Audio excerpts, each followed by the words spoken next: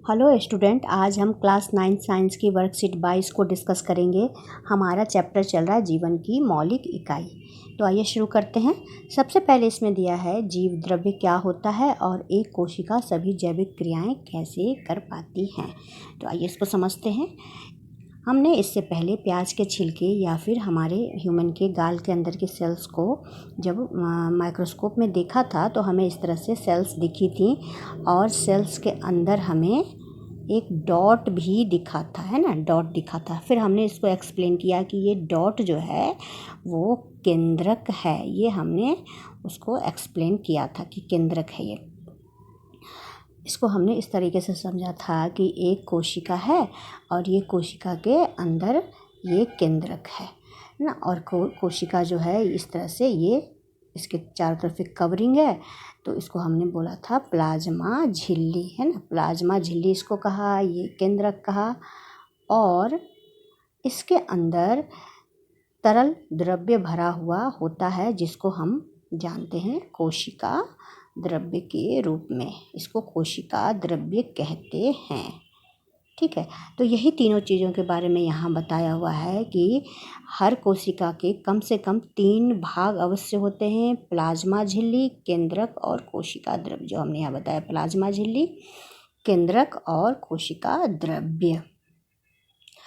कोशिका में प्लाज्मा झिल्ली से घिरा हुआ एक तरल पदार्थ होता है जिसे कोशिका द्रव्य कहते हैं। मतलब प्लाज्मा झिल्ली के चारों तरफ अंदर जो भी लिक्विड भरा हुआ है वो कोशिका द्रव्य है। अब कोशिका द्रव्य में केंद्रक के अलावा कई सूक्ष्म संरचनाएं होती हैं जिन्हें कोशिका अंगक कहते हैं।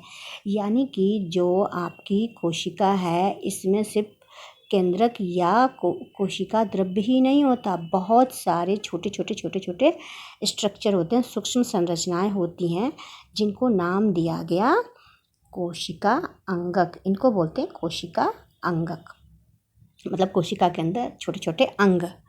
यूकैरियोटिक कोशिका में अंतः द्रव्य जालिका, गोल्जी उपकरण, लाइसोसोम, प्लास्टिड्स, रसधानी, माइटोकॉन्ड्रिया मुख्य कोशिका अंगक हैं। अब 2 तरह की हमने कोशिकाएं पढ़ी थी ना, प्रोकैरियोटिक और यूकैरियोटिक। तो प्रोकैरियोटिक में तो ये पढ़ा था कि ये पुराने तरह के सेल है, प्रिमिटिव सेल है, तो इसमें ज़्यादा कुछ स्पष्ट रूप से नहीं है। जो केंद्रक है वो भी बिल्कुल क्लियर नहीं है।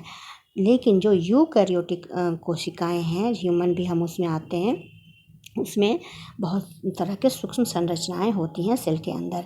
कुछ के नाम दिए हुए हैं यहाँ पे, जैसे अंतःद्रव्य जालिका, गोल्जी उपकरण, लाइसोसोम, प्लास्टिड्स, रसधानी, माइटोकॉन्ड्रिया। ये सारे कुछ मुख्य अंगक हैं जिनका अपना अपना काम है। ये इसका काम है, ये इसका काम है। इस तरह से सभी मिलकर के काम करते हैं और सेल का सारा काम चलता है इसी तरह से। अब इसमें ये दिया है कि जैसे कि थोड़ा सा मैं इसको बता दूं, अंतःद्रव्य जालिका जो है वो परिवहन का काम करता है, ट्रांसपोर्टेशन का। गोल्जी उपकरण भी उसको इस चीज़ में मदद करता है। यानी अंतःद्रव्य जालिका जो भी कुछ बनाती है, गोल्जी उपकरण जो है उसको स्टोर करता है, पैक करता है और उसको डिस्पैच करता है ना। ट्रांसपोर्टेशन में इस तरह से ये भी मदद करता है। लाइसोसोम जो है उसका क्या काम है, वो वेस्ट मटेरियल को, जो भी बेकार की चीज़ें उसको निकालता है सेल के अंदर से, है ना, डिस्पोज करता है। प्लास्टिड्स जो है वो प्लांट सेल में पाया जाता है, जिसके अंदर एक हरे रंग का पिगमेंट होता है जिसको क्लोरोफिल बोलते हैं ना। क्लोरोफिल के बारे में तो आपने पढ़ा होगा, है ना। जो भी फोटोसिंथेसिस की क्रिया होती है वो क्लोरोफिल के द्वारा होती है। तो इस तरह से प्लास्टिड्स का भी बड़ा ही इंपॉर्टेंट काम है। रसधानी, है ना, रसधानी जो है वो भी स्टोरेज का काम करता है। और माइटोकॉन्ड्रिया जो है वो तो बड़ा ही विशेष कुछ अंग है, क्योंकि ये उसको पावर हाउस कहा जाता है ना, कोशिका का पावर हाउस कहा जाता है, क्योंकि यहाँ पर एनर्जी जो है वो एटीपी के रूप में एनर्जी रिलीज होती है। ये सब हम आगे पढ़ेंगे, ये तो मैंने वैसे बता दिया, लेकिन ये सब के बारे में हम अलग अलग से पढ़ेंगे। प्रत्येक कोशिका अंगक कोशिका में विशिष्ट, जैसे कि मैंने बताया कि सबका काम बटा हुआ है और सभी अंगक अपना अपना विशेष काम करते हैं। जैसे ऊर्जा, प्रोटीन, लिपिड का निर्माण, मतलब किसी का काम है रिलीज ऑफ एनर्जी, यानी कि ऊर्जा मुक्त करना। जैसे कि मैंने अभी माइटोकॉन्ड्रिया के बारे में बताया। प्रोटीन और लिपिड का जो निर्माण होता है वो जो आपका अंतःद्रव्य जालिका है उसमें होता है। इसी तरीके से कोई वैक्यूल जो है वो भंडारण का कार्य करता है, रसधानी अपशिष्ट निपटान का कार्य जैसे मैंने बताया, लाइसोसोम का। इस तरह से सबके काम बटे हुए हैं और सब अपना काम करते हैं। कोशिका द्रव्य और केंद्रक दोनों को मिलाकर जीव द्रव्य कहते हैं। सबसे ऊपर जो क्वेश्चन था उसका आंसर यहाँ है, कोशिका द्रव्य और केंद्रक को मिलाकर जीव द्रव्य कहते हैं। यानी ये आपकी कोशिका है और इसके अंदर ये केंद्रक है और ये सारे कोशिका द्रव्य हैं, तो पूरे को ही जीव द्रव्य कहेंगे। अब है उपापचयी क्रियाएं क्या होती हैं। अब इसको समझिए। जीवों में जैविक क्रियाओं को करने के लिए कोशिका में विभिन्न प्रकार के रासायनिक क्रियाएं होती हैं, जिनमें या तो कोई पदार्थ बनता है या विघटित होता है। अब जैसे कि सेल हैं या कोशिका हैं, तो इनके अंदर जीवित रहने के लिए क्या करते हैं, बहुत सारी केमिकल रिएक्शन, बहुत सारी रासायनिक क्रिया होंगी, कुछ चीज़ें बनेंगी। जैसे कि यहाँ पे प्रोटीन का निर्माण है ना, प्रोटीन बनता है, कार्बोहाइड्रेट बनता है, फैट बनता है, वसा, न्यूक्लिक अम्ल बनता है, ये सारी चीज़ें बनती हैं। और कुछ चीज़ें टूटती हैं, विघटित होती हैं, जैसे ग्लूकोज टूटता है और टूट करके ऊर्जा देता है। तो इस तरह से दोनों तरह की क्रियाएं चलती रहती हैं। इसको आगे आप पढ़ेंगे तो अपचयन और उपचयन कहा जाता है ना। टूटने वाली क्रिया को अपचयन नाम दिया जाता है, जहाँ पर विघटन का काम होता है, कोई चीज़ टूटती है, जैसे कि आपका विघटित, जैसे ग्लूकोज से ऊर्जा बनना है ना, ये अपचयन हो गया। और जब किसी चीज़ का निर्माण होता है, जब किसी चीज़ का निर्माण होता है तो उसको कहा जाता है उपचयन। ये सब आगे पढ़ेंगे, इसमें दिया नहीं है, मैं ऐसे आपको समझाने के लिए बता रही हूँ कि उपचयन और अपचयन दो तरह की क्रियाएं, इनका ये नाम दिया गया। अगर कोई चीज़ विघटित होगी तो अपचयन की क्रिया होगी, किसी चीज़ का निर्माण होगा, कोई चीज़ बनेगा, कोई पदार्थ बनेगा, तो उपचयन का काम नाम दिया जाएगा। तो इस तरीके से ये दोनों क्रियाएं मिलकर के उपापचयी अभिक्रिया या क्रिया कहलाती है। उपापचयी क्रिया है ना, तो आपको समझ में आ गया होगा। कोई चीज़ बनना या किसी चीज़ का विघटित होना, दोनों तरह की क्रियाएं इस सेल के अंदर, कोशिका के अंदर चलती रहती हैं, जिनको हम उपापचयी क्रिया बोलते हैं। अब यहाँ पर आपको दोनों ही कोशिका का चित्र दिया गया, इसको अच्छी तरह से आप देख के समझ लेंगे। इसमें कोशिका भित्ति भी है, गोल्जी उपकरण है, राइबोसोम है, कोशिका के अंदर का जो लिक्विड है वो कोशिका द्रव्य है, लाइसोसोम, माइटोकॉन्ड्रिया, केंद्रिका, केंद्रक सब दिया हुआ है, तारक केंद्र, ये सब दिए हुए हैं।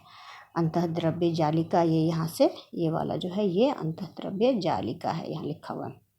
इसी तरह से जो पादप कोशिकाएं हैं, तो बहुत सारी चीज़ें तो इसमें मिलती हैं, लेकिन ये जो कोशिका भित्ति है, यहाँ देखिए, यहाँ लिखा है कोशिका भित्ति, ये सिर्फ पादप कोशिका में होती हैं, इसमें होती हैं लेकिन इसमें नहीं होती हैं। इसके अलावा इसकी रसधानी देखिए कितनी बड़ी है ना, तो ये सारे कुछ अंतर इसमें हैं। अब इसके प्रश्न उत्तर हम देखते हैं, इसमें और अच्छे से आपको मैं थोड़ा बता दूंगी। पहला है, पादप और जंतु कोशिका का चित्र बनाकर सभी कोशिकांगों को नामांकित कीजिए। तो आप ये और ये दोनों चित्र बना देंगे और फिर क्लियर अच्छे से बना के और उसके नाम लिख देंगे, जो भी अंगक आपको यहाँ पर लिखे हुए दिखाए गए हैं। दूसरा है, उपापचयी क्रियाएं क्या होती हैं और उदाहरण सहित लिखिए। तो उपापचयी तो आप यहीं से लिख देंगे, है ना। ये जीवों में जैविक क्रियाओं को करने के लिए कोशिका में विभिन्न प्रकार की रासायनिक क्रियाएं होती हैं। यहाँ से शुरू करेंगे, जीवों में से शुरू करेंगे। क्वेश्चन नंबर 2 का ये आंसर है। और जिसमें या तो कोई पदार्थ बनता है या विघटित होता है। कोशिका में होने वाली सभी, यहाँ तक आप लिख देंगे, ये हो जाएंगे उपापचयी क्रियाएं।